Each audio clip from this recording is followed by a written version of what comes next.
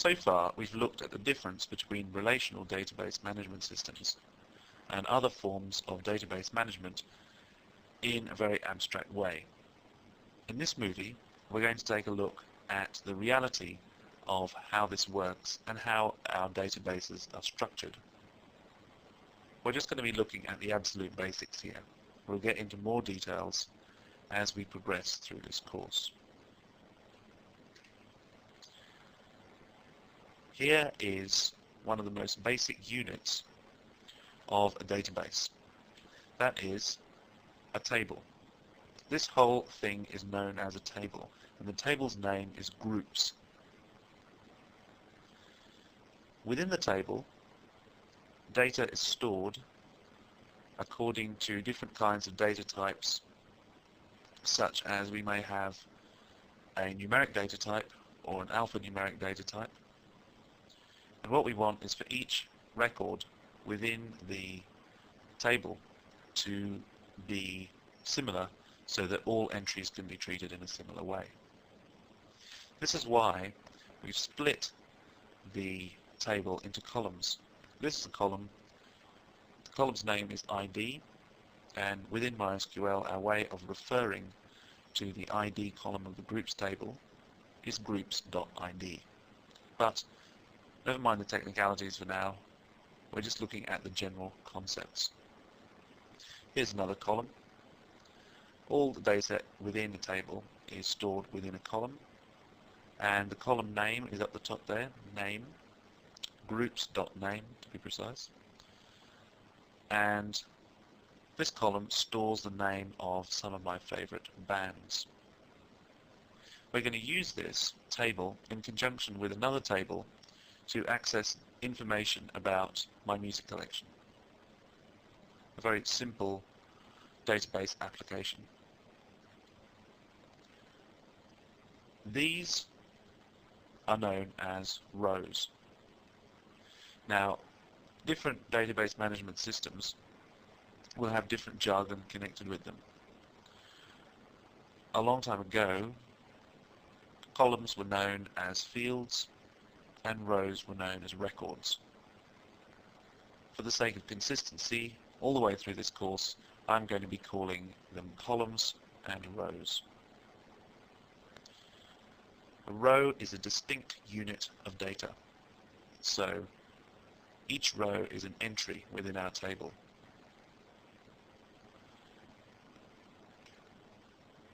Now let's take a look at the other table that we're going to be using in our hypothetical database application. This table is the songs table and is set up in a very similar way to the groups table.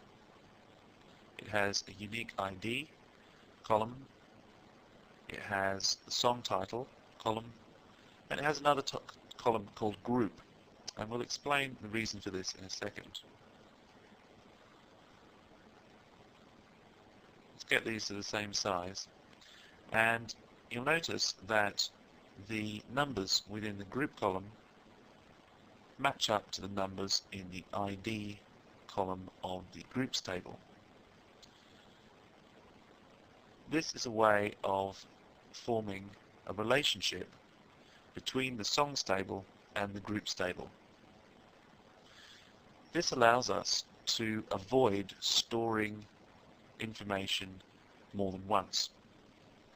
So for instance, Still Number One, My Philosophy and Sound of the Police are all tracks by Boogie Down Productions, but there's no need for us to store the name of the group 3 times, or however many times we have songs within the songs table.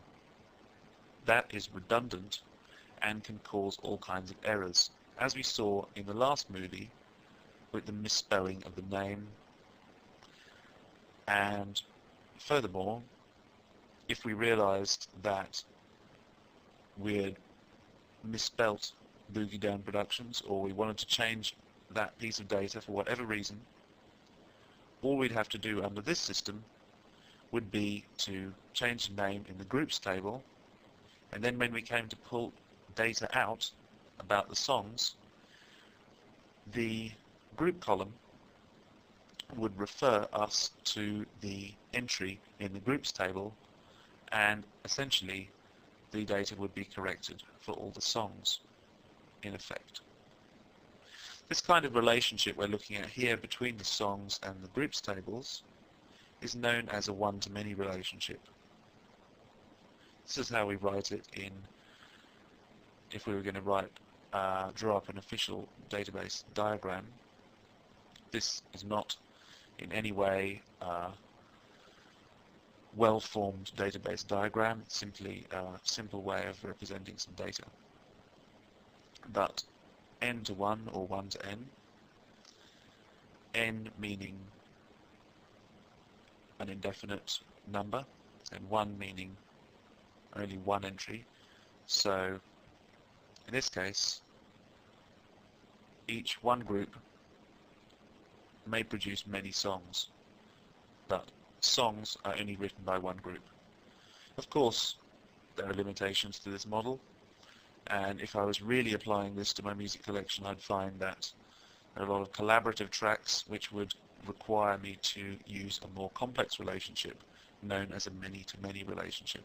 However, for the sake of our example, this is a simple one-to-many relationship which links these two tables.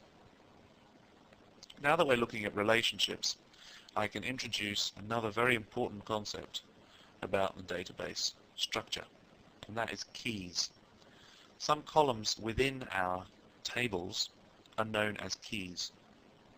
These two, for instance, the ID columns in both tables, are the primary keys, which essentially provide a unique identifier by which we can identify each entry within the table. So instead of having to say A Tribe Called Quest, we can just say groups ID 1.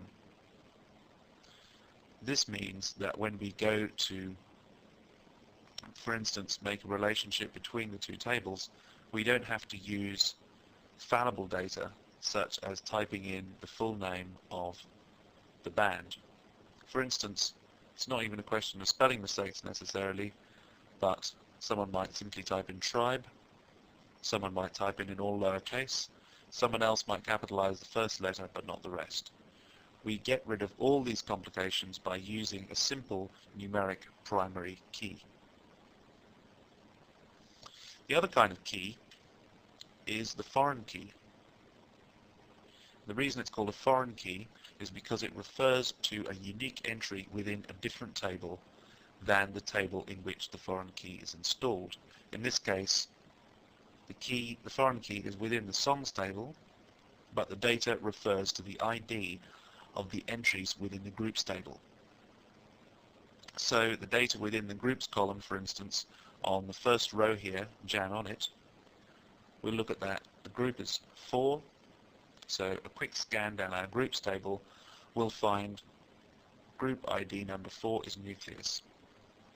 So the computer is able to quickly and efficiently locate the relevant group for the song. With regard to foreign keys, I should say here that MySQL does not support the official implementation of foreign keys. That is to say, although we can include foreign keys within our specifications for creating a table, for instance, it won't actually do anything. Other database management systems will only allow us to enter data into a foreign key column when entries exist within the other table. So, for instance, if we tried to add in a new song and we tried to put the number 6 within the group column as an entry, it wouldn't allow us to do that within a different database system. MySQL, however, does not support foreign keys in this sense and is not quite so strict about it. This is a limitation in the way that MySQL implements the relational database management system model. However, there is always a trade-off with these things. With MySQL, you get a significant performance boost because MySQL is not worrying about enforcing referential integrity, controlling cascading updates and deletes, and so on. However, again, the trade-off for that is extra programming work when we come to administer our databases. So there's plus and minuses to this kind of peculiarity of MySQL's implementation of the relational database management system.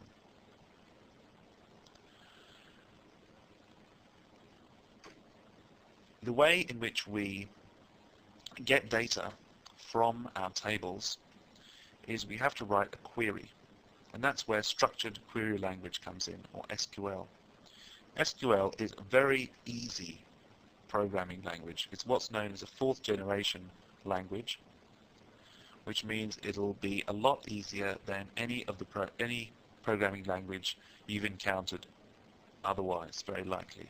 For instance, if you've used C, or if you've used PHP, or if you've used even very simple languages such as GW Basic or Visual Basic,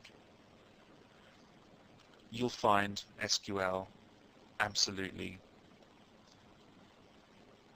essentially very easy to pick up. And even if you haven't ever programmed before, you'll find that because structured query language closely follows the syntax of real English, you'll find it very easy to pick up. Here's an example of an SQL statement. Now you may look at this and notice some words capitalized, some words not, and say, how can he possibly say this is easy? This is very obscure syntax. But we're going to be looking at what each of these words mean over the course of the next few chapters. And we're going to see exactly what this query can do. This kind of SQL statement will become very familiar to you through using this course. You'll find that you'll pick it up very easily, and you'll find that SQL is a very powerful way and a very flexible way to query your data and administer changes to your data and to pull out specific kinds of data using a query. For instance, this query, put into even more plain English than it is already, simply pulls all the song titles where the song has been written by EPMD. If you take a look closely at the SQL query, you'll see that it's not so far removed from the way we phrase things in real spoken English. However, we'll be looking at SQL in much greater detail in the following chapters.